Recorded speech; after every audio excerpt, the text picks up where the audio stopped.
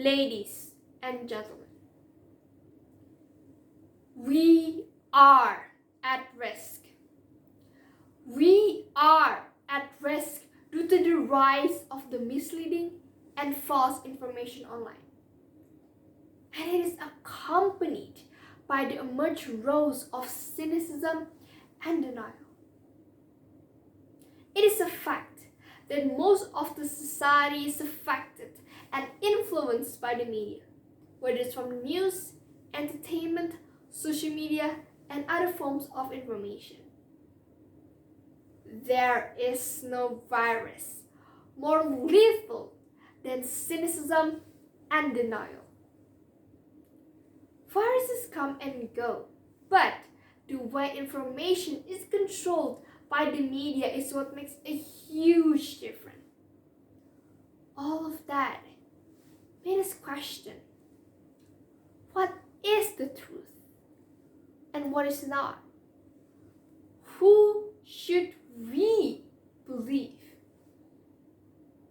It has been over a year since the coronavirus has been declared as an international pandemic, and it has been a challenge for all of us due to cynicism and denial that highlight the rising tension. Cynicism is an attitude of suspicion and distrust towards previous ethical and social values, especially when there are high expectations concerning the society and authorities that aren't fulfilled.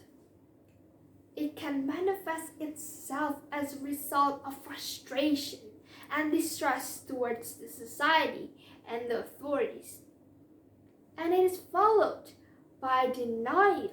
That is the action of refusing to admit the truth or reality of something.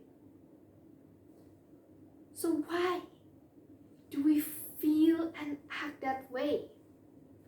First, the rapid spread of the coronavirus has alarmed us. We are unprepared for what's coming and how big the after effect for all of us. Even the government is also unprepared and unalert on how quick the virus spread. While it spread, the government was also dealing with economic depreciation. Therefore, the focus was divided between handling the health crisis and the economic crisis. The results are people are unemployed, and the other side of that, people are also dying. It's like dealing with both sides of a coin. You want to flip a coin to decide whether to do it first, as it seems to be the only answer, especially when the government is on tight budget. In addition, there was inconsistencies and the poor government regulation in handling the COVID-19 spread that gave disappointing results. And the public are expressing their frustration and distrust towards the government. For example, my aunt, she worked as a healthcare worker and participated in a Twitter trend with the hashtag Indonesia Terserah and hashtag Terserah Indonesia. She protests on the inconsistencies and the failure of synchronization between policies and the government. And the public are non-compliant with the health protocol. According to the UGM Polgov research, analysis of the two hashtags during May 14th until 18th, 2020, they managed to record a total of 10,581 tweets. One of them is my aunt. But what about those more than 10,000 people who participated? You can see the distrust that the public has to the government.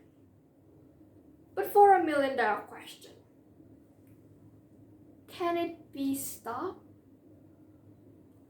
Ladies and gentlemen, it is not easy to control the media, especially Information will never stop as long as internet continues to grow and develop. We are indeed at risk. And at times like this, it is difficult to stop cynicism and denial. But we are not hopeless. What we could do is filter any information that we got on the media.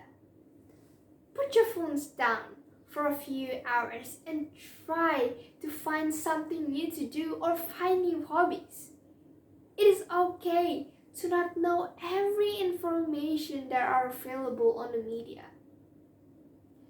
It is unfortunate how we succumb easily to cynicism and denying the reality that we are living.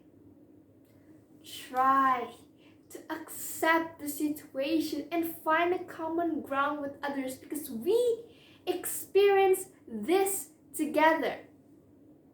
Why don't we build bridges with other people around us to understand them, connect with positivity, empathy, and compassion?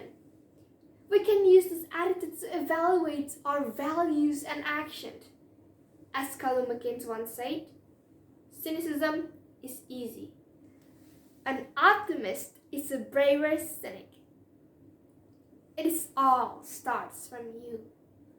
Always be optimistic, adaptive, and productive.